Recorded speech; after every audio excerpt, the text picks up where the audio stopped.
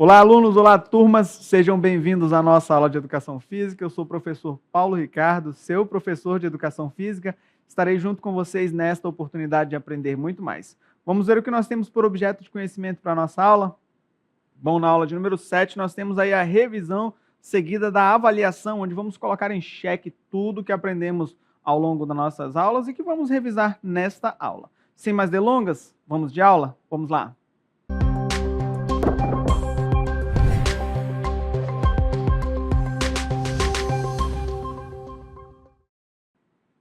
Bom, nós iniciamos a nossa aula com esta figura para relembrarmos alguns conceitos importantes e fundamentais para, de modo introdutório, adentrarmos aí ao conteúdo principal, né? O que nós vamos relembrar nesta aula. Bom, vamos falar um pouco de biofísica para entendermos melhor o conceito, já aparece aqui para a gente. Podemos dizer que a biofísica é o estudo da matéria, espaço, energia e tempo, que ocorrem aí nos nossos sistemas biológicos. Se a gente separar essas duas palavras, a gente vai ter bio relacionado à vida e física relacionado a esse grande campo da ciência. Um pouco mais sobre a biofísica, mas agora olhando para a circulação sanguínea. Nós podemos falar do campo eletromagnético e a circulação, do campo gravitacional e a circulação, e da energia cinética na sístole e na diástole, tá bom? Esses são conceitos fundamentais e importantes quando nós vamos tratar sobre o sistema circulatório, figura que já aparece para a gente, trazendo aí veias, artérias e os componentes que correm ali, que fluem no nosso sangue. Nós vamos para um outro ambiente para nós aprofundarmos um pouco mais e relembrarmos sobre o sistema circulatório. Vamos lá?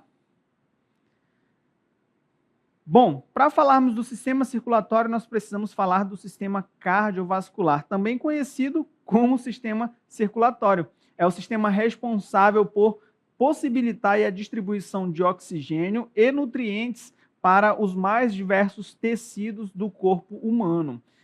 Entendam que para realizarmos o movimento e até, vou dizer, as atividades, as ações do nosso corpo que não são tão dinâmicas como, por exemplo, a digestão, onde a musculatura do nosso estômago realiza ali movimentos peristálticos, né? Movimentos, digamos,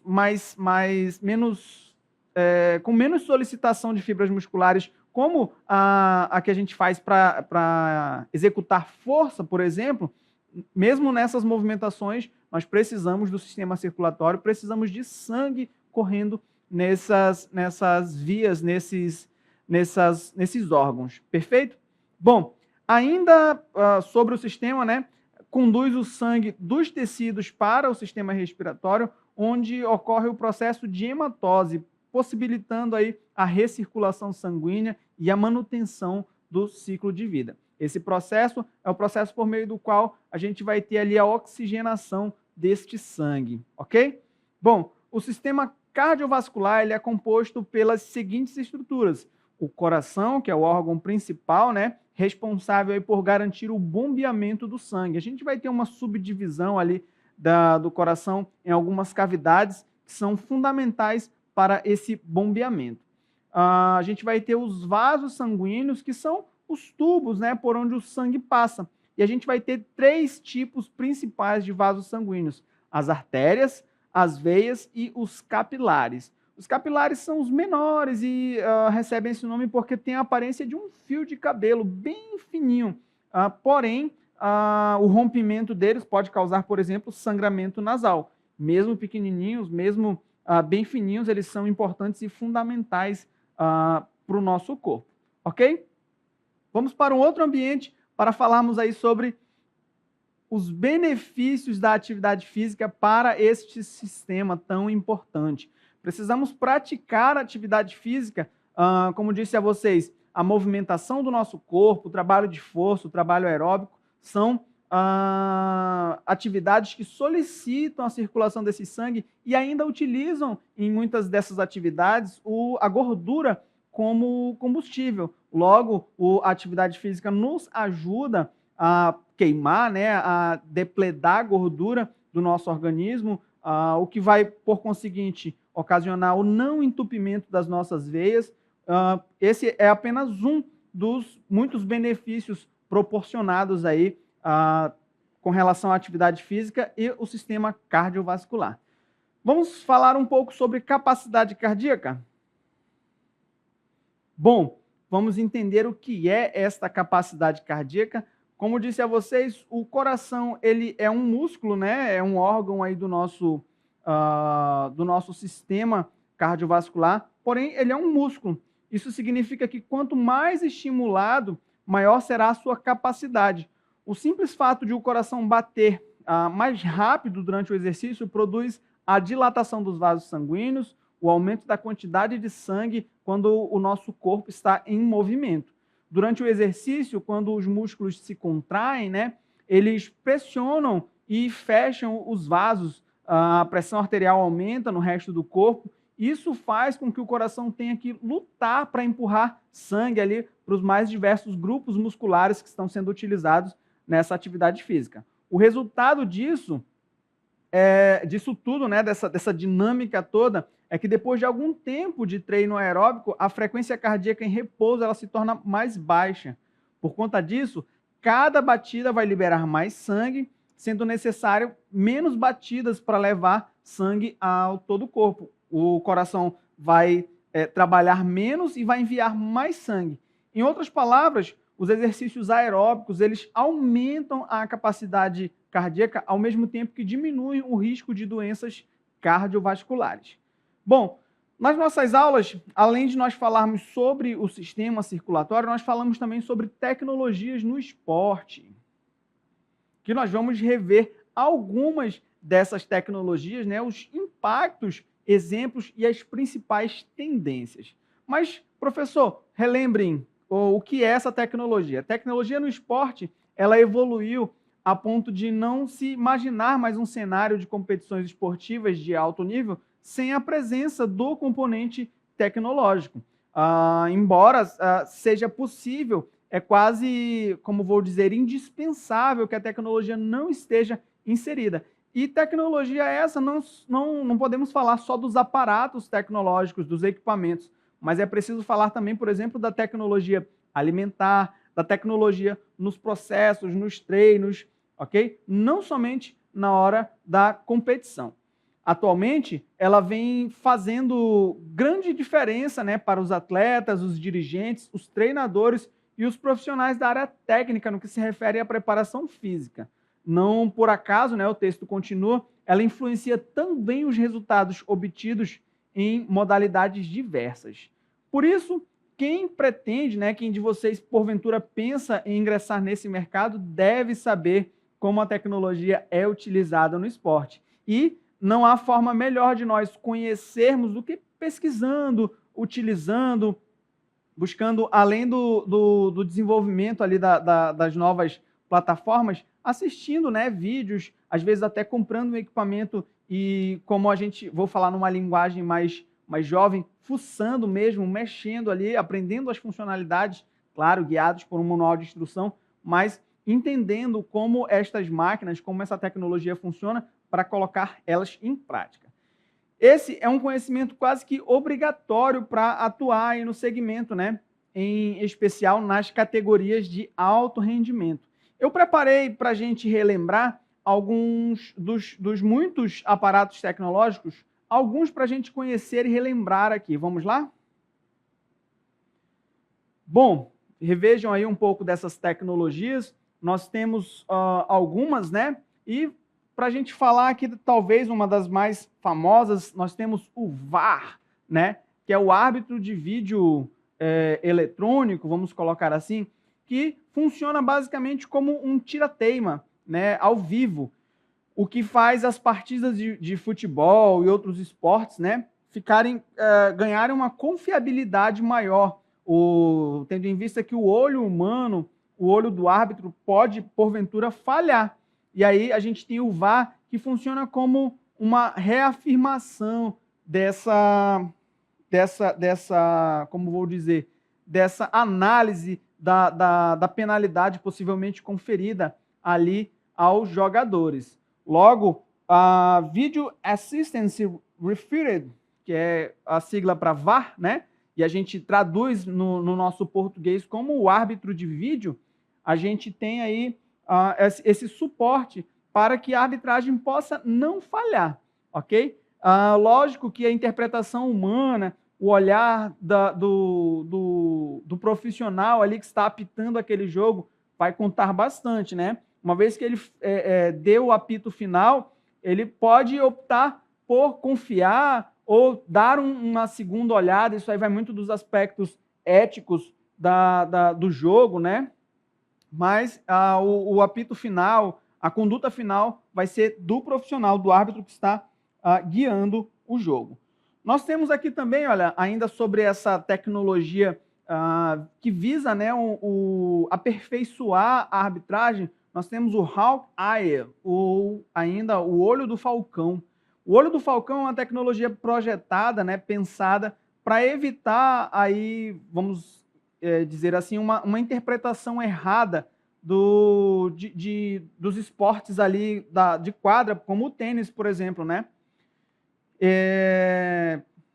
Para não ficar naquela dúvida, será que a bola foi dentro, será que foi fora? Nós temos o olho do falcão, uma analogia ao animal que tem uma das visões mais aperfeiçoadas na natureza, o que permite aí que a arbitragem quase não erre, né?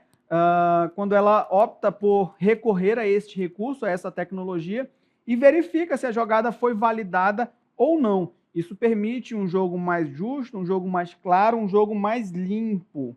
Perfeito? Nós temos também, dentro dessas tecnologias, os rastreadores de desempenho em esportes de resistência.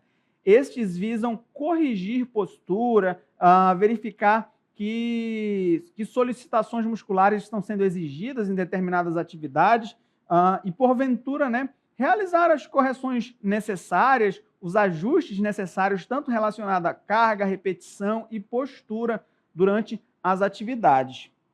Então, essa é uma tecnologia um tanto nova que faz toda essa análise que anteriormente era feita com a visão humana somente.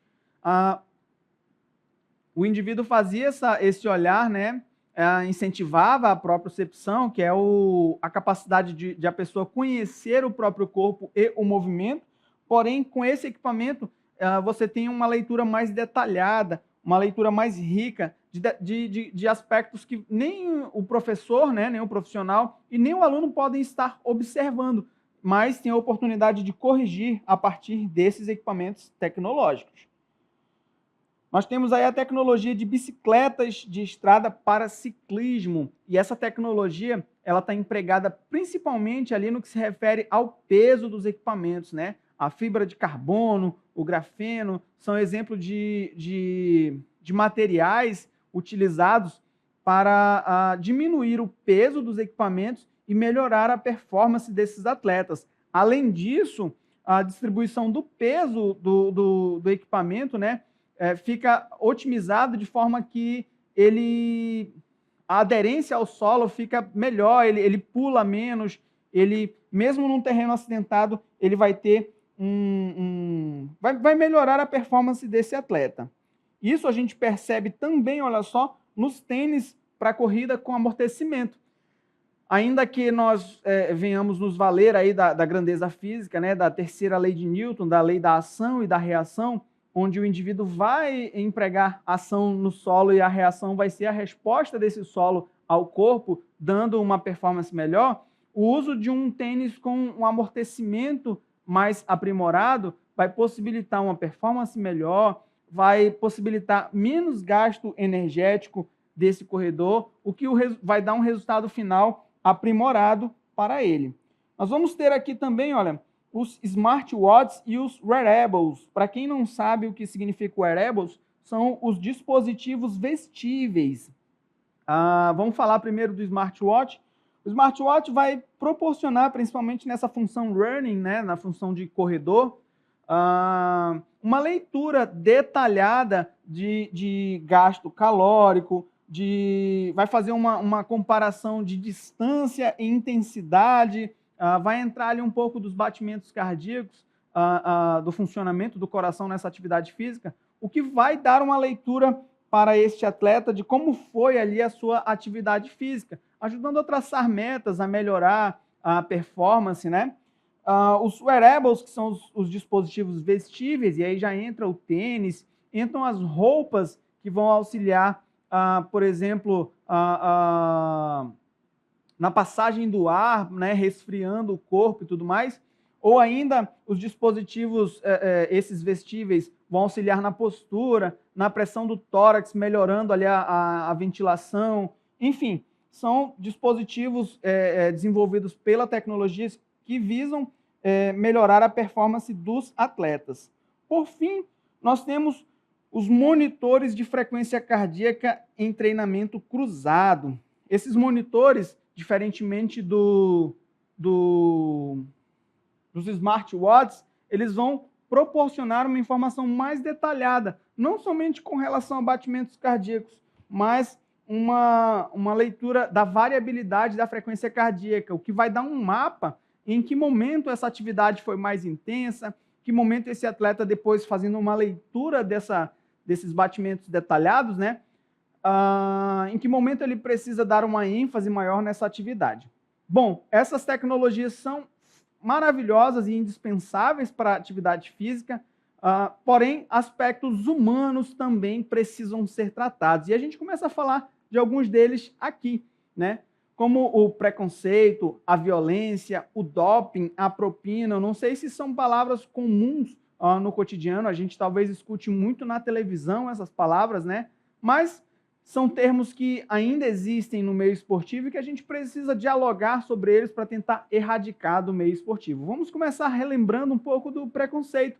Preconceito hoje tratado aí relacionado a gênero, a raça, né, a cor da pele, por exemplo. O preconceito ele é uma ideia pré-concebida sobre algo ou alguém antes mesmo de conhecê-lo ou conhecê-la, fazendo assim um julgamento precipitado, discriminatório e estereotipado. E é necessário que nós consigamos, de alguma forma, erradicar isso do meio esportivo, que nós nos olhemos ali dentro do campo como oponentes, sim, mas como seres humanos. E com esse olhar, nós precisamos também erradicar aspectos como a violência. A violência não pode fazer parte do meio esportivo, né? E a gente pode definir ela como o ato de coagir o adversário dentro e fora de campo de competição, né? Com atitudes grosseiras, representadas por gestos obscenos, violência física e também ofensas pessoais. Esse é um aspecto que a gente precisa urgentemente limpar do cenário esportivo, assim como o doping. Eu não sei se vocês já ouviram falar, sabe o que significa o doping, mas é um termo utilizado para o uso de substâncias e métodos proibidos, né, para melhorar o desempenho. E é um dos maiores problemas do esporte moderno que vem acompanhando aí o cenário esportivo. Para que se tenha noção, olha só, o doping é uma prática ilegal, é prejudicial à saúde, e ele é utilizado aí por quem busca uma vantagem competitiva. Infelizmente, os escândalos de doping abalam a credibilidade de diversas modalidades esportivas e de atletas, levando a sanções e desclassificações, né, dentro do cenário. Então, é algo muito ruim que causa um prejuízo não só para o atleta, mas para a modalidade, para toda uma classe. Assim como o aspecto relacionado à propina. Eu não sei se vocês sabem o que é a propina, mas é a oferta de dinheiro para facilitar a vitória ou uma derrota de uma equipe ou atleta, querendo combinar ali um resultado. Isso não é bom. Para a gente entender de forma mais clara, olha só, corrupção, propina ou trapaça. Existem aí casos no esporte, né, são alarmantes, em que dirigentes, árbitros e até mesmo atletas são acusados de aceitar subornos em troca de favorecimentos, manipulação de resultados e desvio de verbas. Esse tipo de prática compromete a integridade das competições e a confiança do público nas modalidades.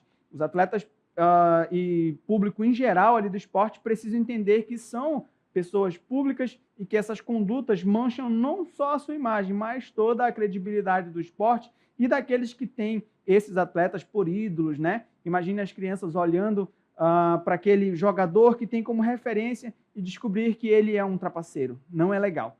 Bom, turmas, esses foram basicamente os conteúdos que nós vimos ao longo das nossas unidades. Eu espero que vocês tenham aprendido bastante, levem esse conhecimento para a vida. Deixo a todos um forte abraço e até a próxima.